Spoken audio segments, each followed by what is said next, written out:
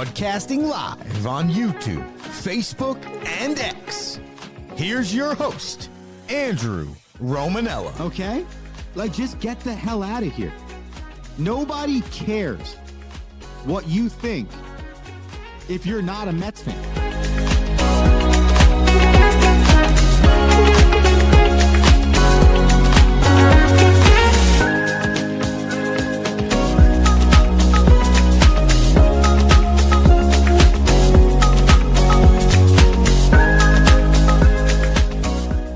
What's going on, everybody? Welcome into another edition of The Rome Show, broadcasting live on YouTube, Twitter, X, Instagram, and Facebook.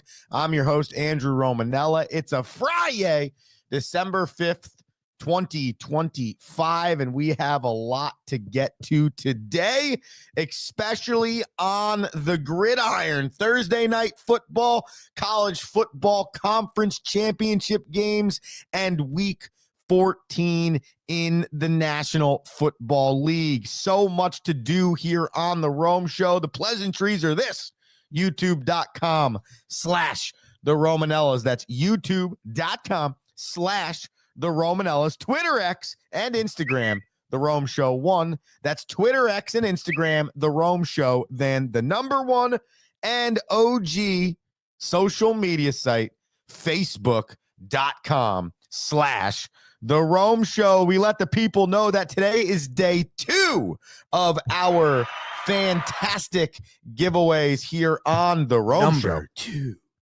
We've given away 2 hoodies so far in our It's a Rome Show Christmas. We have 6 total giveaways on the board, giveaway days, I should say. Day number 1 was this week. We are in day number 2. So immediately following the commercial break today, you need to be tuned into the Rome Show. Let's call it 7:30, okay? At about 7:30, you need to be tuned into the Rome Show for your chance to win a new, I'm wearing it right now, Rome Show official hoodie. Thank you to Mike and TJ for tuning in on Monday and Tuesday and winning the contest. Quick funny story, and then we get into Thursday night football. Big win for the Detroit Lions last night. We did the contest on Monday. It was a pretty difficult question, I think. 5 quarterbacks currently in the league, in the top 20 all-time in passing yards. Who are they? We gave you Matthew Stafford. We needed you to give us the other 4. No one got it on Monday. Okay? Excuse me, Tuesday. So I replay the show. I replay the show yesterday. Okay? And they both got it at almost identically the same time. So we gave 2 winners as opposed to 1, because we're about the giving during the holiday season here. I can tell you that today's question will also stay football related. After the commercial break, Rome Show giveaway number 2. Let's get into it. Last night, Thursday night football, we had the Dallas Cowboys at the Detroit Lions. And we're not going to fully break this game down. I thought it was a pretty good football game. Detroit ends up winning the game 44-30. The tale of 2 separate halves. In the first half, these 2 teams combined for 29 points. In the second half, these 2 teams combined for 35 points. So a huge difference between the first 30 and the second 30. A lot of question marks on either side coming into this game. The Lions, their defense just has not been looking as good. However, they came into that game 14-0, now 15-0 since 2022 in a game after a loss. So you had confidence there. You know that they're an elite offense when going well if their offensive line is fully healthy and locked. But the defense has been a question mark. This is not a new thing because Kelvin Shepard's the defensive coordinator and it's a 2025 thing. This has been the last 2 or 3 years. They have good players. They have great days as a defense, but there's an inconsistency there. So through the first half last night, you'd only given up 9 points against essentially one of the 5 best offenses in the league in the Dallas Cowboys. So If you're Dan Campbell and the Detroit Lions, you go into halftime with a 19 or 20-9 lead at home against Dallas, you're in a really good place. And then it all popped off in the second half. The Lions did a fantastic job of scoring the 24 points they needed, because it's not like it was in the third quarter, move the ball up and down, move the ball up and down. No, it was really not until the last 10 minutes of this game that it feels like points started to flurry. This game's the prime example of what the National Football League has been all season, and I'm here for it. And that is this: you have no clue. There is no favorite. I don't believe there is a best team in the league. And it is a pure crapshoot as to what you're going to get week in and week out from each team. Besides the fact that Thursday Night Football is a crapshoot to begin with, this entire year in the National Football League has been riddled with parity in, I think, a great way. I've heard people discuss, is it good football? Is it bad football? It's football. Okay? It's football. And for me, I love living in a world where the Patriots for 25 years aren't guaranteed to be one of the final four teams standing. Yes, I know we're living in a world where the Patriots are number one in the AFC on a 10-game winning streak and look like they have returned. But there's not one person out here, though, that would say that they're still the favorite to win the Super Bowl this year. A lot of other factors, their schedule. This is their first year being good in a minute. Can they sustain that in the postseason? Plus the fact that you really don't know how good other teams are. So when I'm watching that Lions and Cowboys game last night, I'm like, hold up. The Cowboys just had their two most important victories in a 5-day span last week. They went from 4-5-1 to 6-5-1 and instantaneously back into the playoff hunt. If this is a real team, if this is a team that should be competing for a postseason spot, that we should start taking serious down the stretch here, they had to go and win that game or not lose the way it looked last night by 14 points. And as if the Lions defense stifled this offense so much that you started to have pause on how good this offense really was. No, the CeeDee Lamb thing, that's difficult. You still have George Pickens. You're still good enough. Dak Prescott, 376, 1 touchdown, 2 interceptions, 91 rushing yards on the ground total for the Dallas Cowboys, 4 rushing touchdowns for the Detroit Lions. And that also, by the way, is their path. To put a bow on this thing, I have believed, so have most people, that the Lions are better than the Cowboys. But the two factors coming into play are Lions not playing as well the last 3 weeks, Cowboys playing what looked like their best football the last 3 weeks. And then the Lions controlled the game from the jump. And that's their path to winning a Super Bowl. The Lions can't get into shootouts. You're not good enough, okay? Your quarterback is not a gunslinger type. Your quarterback is a throw for 250 yards, have 1 touchdown, no interceptions, don't turn the football over, and hope that your two-headed running back monster has 110 yards combined and 2 touchdowns. That's what you're looking for if you're the Detroit Lions. Your offense is good enough to score between 27 and 35 points no matter what every time you step on the field because of the talent you have on offense. If Jared Goff just Joe Flacco's this thing when the Baltimore Ravens won the Super Bowl, then you have a lot of confidence in the Detroit Lions. And the defense just needs to be top 15 in the league. We don't need you to be a juggernaut. We just need you to be top 15 in the league because we have enough on offense to win here. For the Cowboys, it's simple. Their defense isn't good enough.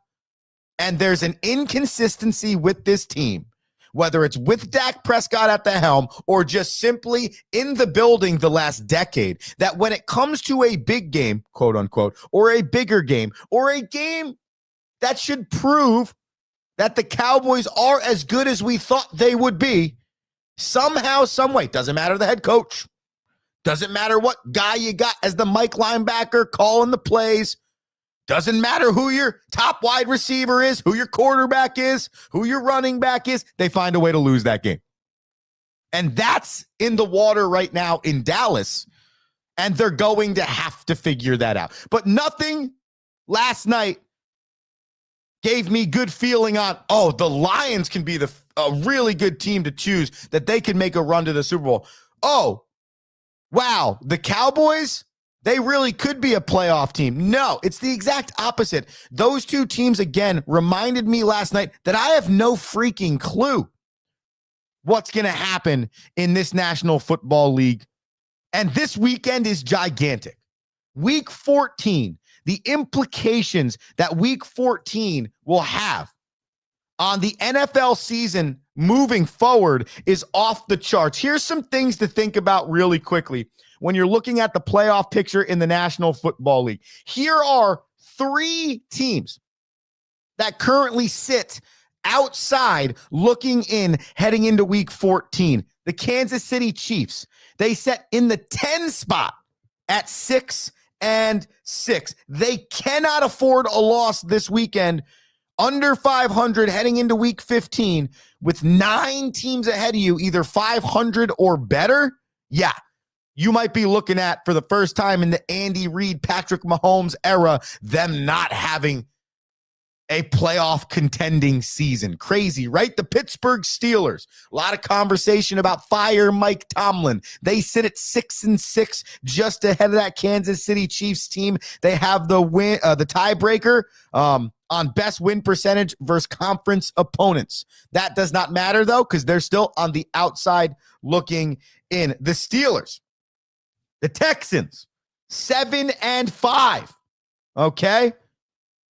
1 spot away from the 8-4 Buffalo Bills. That is the 3 people on the AFC that are on the outside looking in. And by the way, when you look at the schedule this year, which we will pick in the What You Watching segment and at the end of this thing, okay, you got the Colts and the Jaguars both atop the AFC South playing each other this week, sitting at 8-4. You got the Texans and the Chiefs, as we just mentioned, where they sit in the wild card race, playing each other this weekend. When you look at the NFC standings and you look at the Bears and the Packers at the top of that, they play each other this weekend. A lot of implications there. Not just only the chance to win the NFC North, but the Bears sit atop the NFC right now with a 9-3 record. Dallas is now 6-1. Okay, behind Carolina in the 9 spot at 7-6, and Detroit still on the outside looking in. They're at 8-5. They sit in the 9. They sit in the 8 spot, behind San Francisco 9-4. Then the Green Bay Packers 8-3-1, and the Seattle Seahawks 9-3. Going to be very hard to take a wild card spot away from the NFC North. Okay. With Green Bay at 8-3-1, the Chicago Bears at 9-3, okay, and the Detroit Lions at 8-5. Also, in that same breath, if you're looking at the NFC West, you got the Rams and the Seahawks and the Niners all have 9 victories. So you are most likely banking on the winner of the NFC South and the winner of the NFC East are the only teams in from those divisions, because the depth, especially with the Cowboys losing last night, and the depth in every other division. So a lot on the line this weekend in the National Football League. And it is going to be exciting. Also heading up this weekend in football on the college ranks is the conference championship games. We've been ranting about this for the last few weeks, and our belief or lack of belief in the college football playoff committee. This is what the playoff would look like if the season ended tomorrow. We got some big championship games coming up for the people. We got Seska's Sense on the backside of this, so we can give you our conference championship game picks, and we can make you some moolah. We're going to take a quick commercial break. Remember, when we come back, we're giving away a hoodie. Yeah, we love Christmas here on the Rome Show, and we want to give you the chance to win a new Rome Show headphone logo exclusive Rome Show hoodie. They're being sold Christmas special, $20. You could DM us or email us if you want to just purchase one. But if you want to try and win one here on the Rome Show, stick with us after this commercial break. Andrew Romanella, back after this.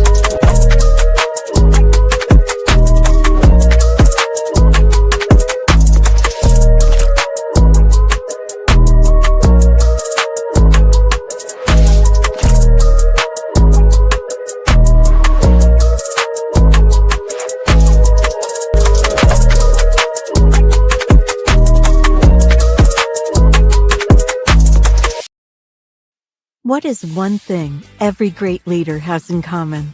They challenge their people to not stop at the first right answer. Tighten the Lug Nuts is a leadership book that will teach you how to move past the first right answer with entertaining and detailed examples founded in real-world concepts and experiences. Accelerate towards your professional goals with Tighten the Lug Nuts, one of the best leadership books available.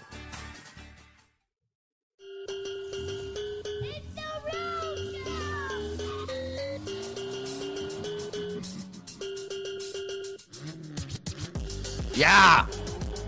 The Rome Show. Welcome back into a Rome Show Christmas here, December 5. Friday. Still so much to do here in the last 10 to 12 minutes on the Rome Show. I'm Andrew Romanella. Hope you're enjoying the program.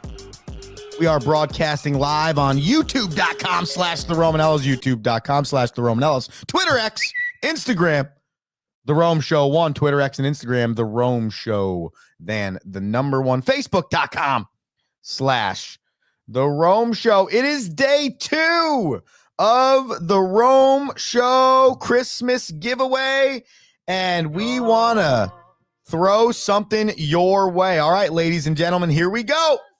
Day number 2, Christmas time. Here's your trivia question. Chance to win a Rome Show hoodie here. I hope the people are excited. Here's your question. DM, comment live if you think you know the answer. Instagram, Twitter, YouTube. College football playoff coming up very soon. We've been talking a little bit about it here on the Rome Show. The college football playoffs inception was in 2015, and it was a 4-team playoff. Now, in 2025, it is a 12-team playoff. The biggest thing that has been talked about during the college football playoffs in terms of the inception 2015 to now is Power 5 schools comparative to non-Power 5 schools, and who should get in and who should not. Well, who? This is our question. You answer it by commenting live. Who was the first non-Power 5 school to make it to the college football playoff? Okay, first non-Power 5 school. So not SEC, not ACC, not Big 10, not Big 12, not Pac-12. First non-SEC, Big 12, Big 10, Power 5 school team to make it to the college football playoff. College football playoff has been here for 10 years, 2015, 2025. 4 teams for a while, 12 teams now. Who was the first non-Power 5 school to make it? Comment. YouTube.com/the Romanellas.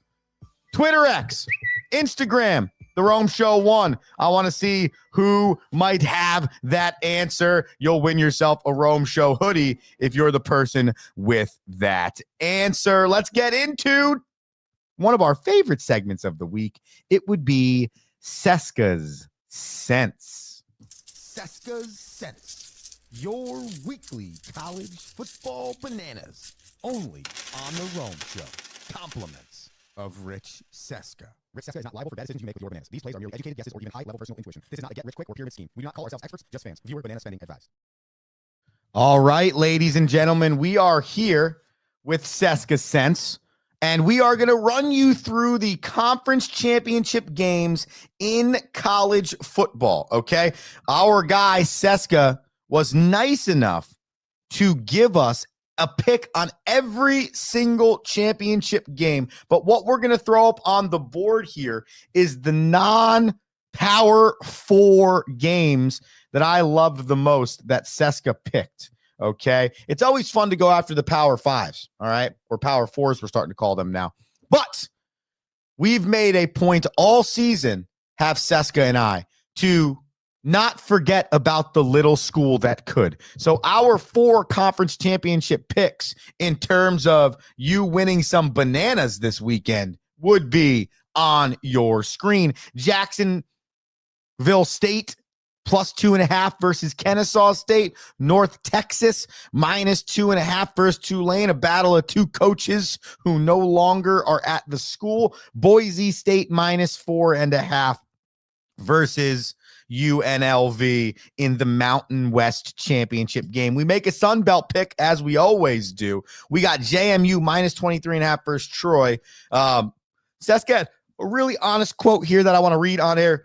We all know I suck at picking the Sun Belt. A lot of points, but JMU needs a statement victory again, possibly losing their head coach, hiring Billy Napier, former Florida head coach at JMU. So those are your Seska Sense for Friday, Saturday college football conference championship games. Seska's Sense, your weekly college football bananas, only on the Rome Show. Compliments of Rich Seska. Rich Seska is not liable for bad decisions you make with your bananas. These plays are merely educated guesses or even high-level personal intuition. This is not a get-rich-quick or pyramid scheme. We do not call ourselves experts, just fans. Viewer banana spending advised. What you watching? The rest of the conference championship games, no doubt. Here they are really quickly, and then we will give you, as we read you through them, what Seska thinks quick. Here we go. Big 12, BYU versus Texas Tech. Rich has them at BYU plus 12.5. Texas Tech won the regular season matchup 29-7.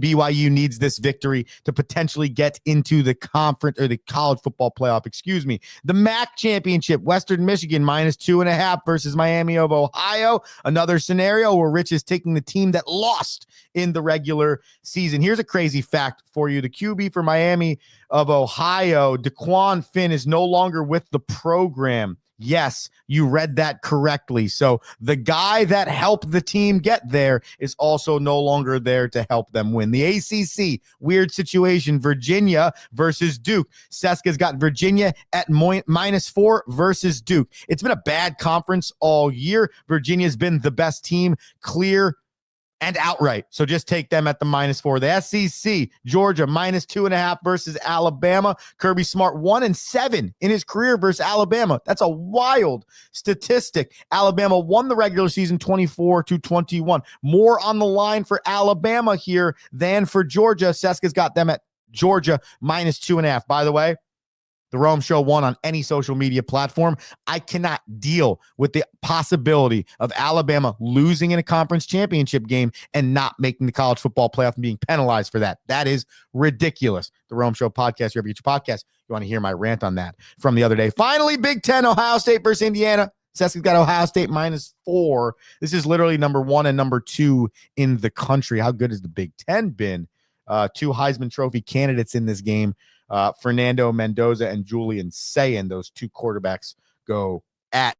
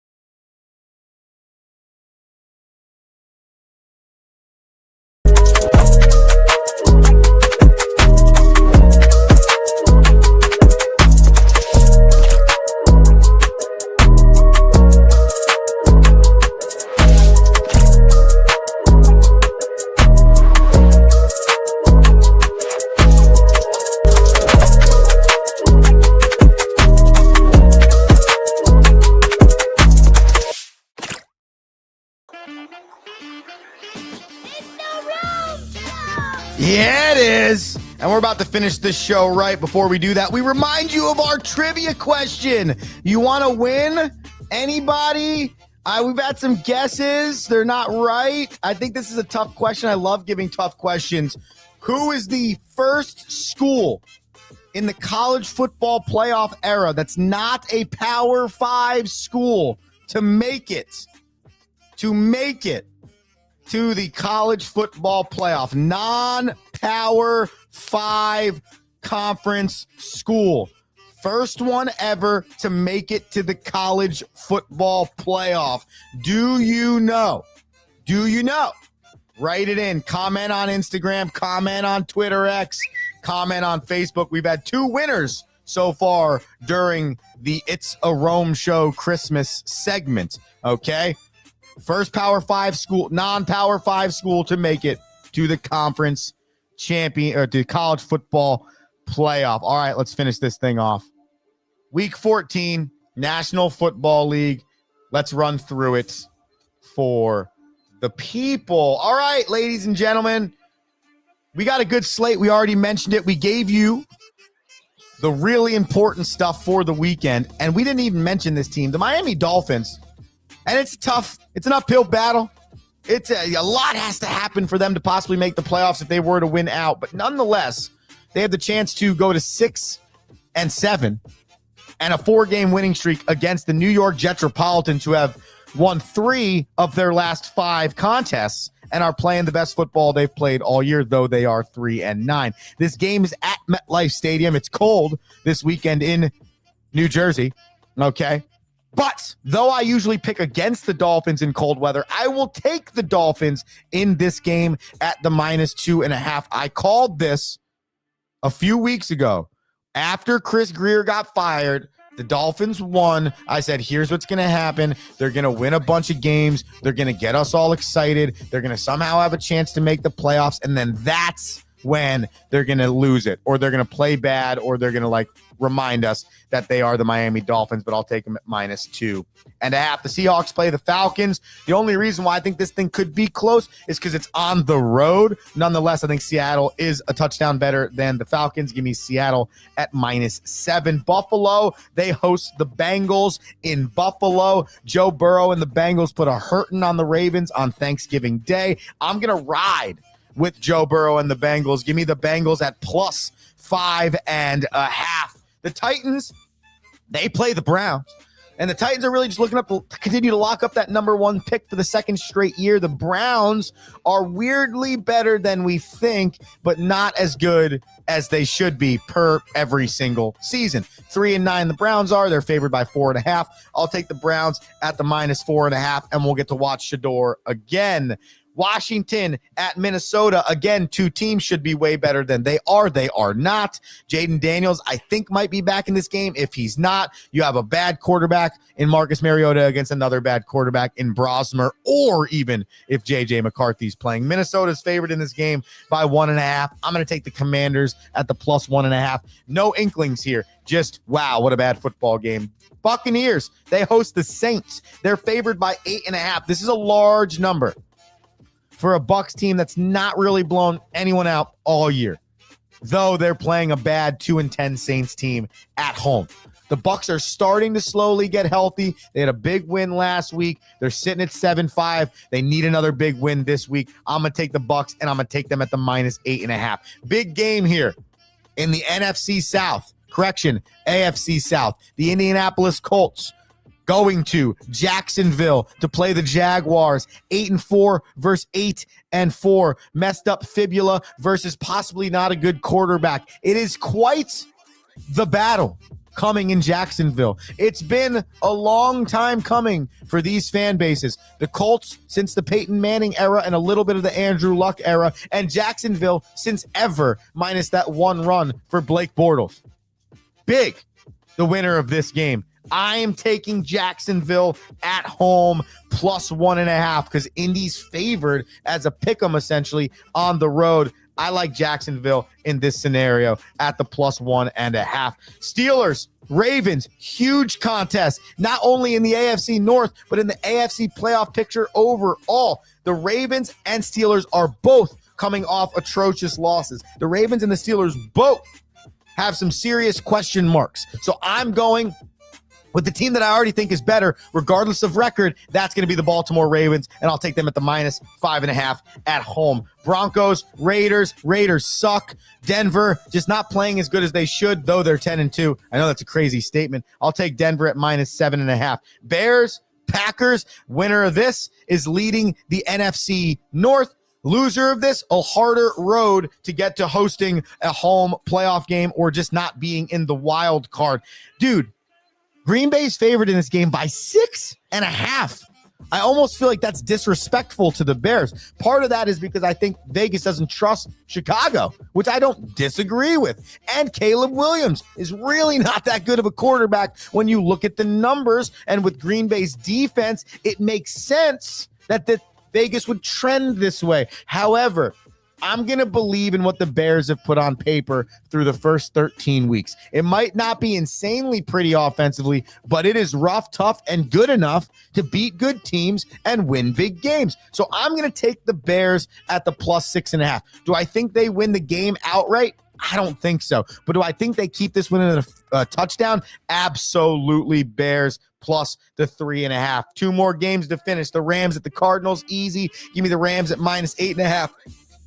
Back on the West Coast on a bounce back after a bad loss to Carolina, and the Texans at the Chiefs. Chiefs favored by 3.5 in this game.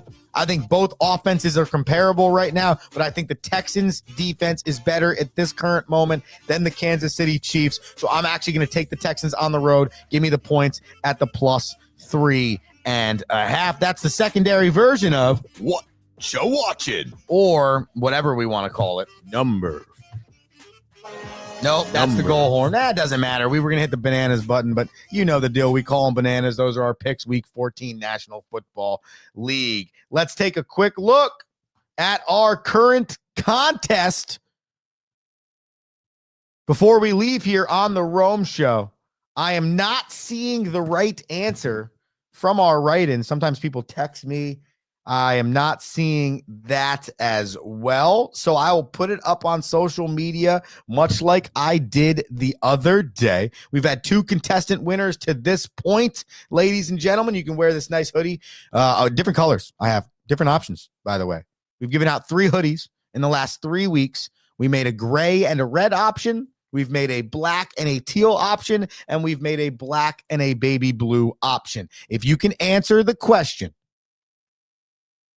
what non-Power 5 football school made it to the college football playoff first? Bonus if you can tell me what year. What school that is not in a Power 5 conference made it to the college football playoff first in history? Reach out to me on Twitter and on Instagram, The Rome Show 1, or Facebook, The Rome Show, or youtube.com/The Romanellas.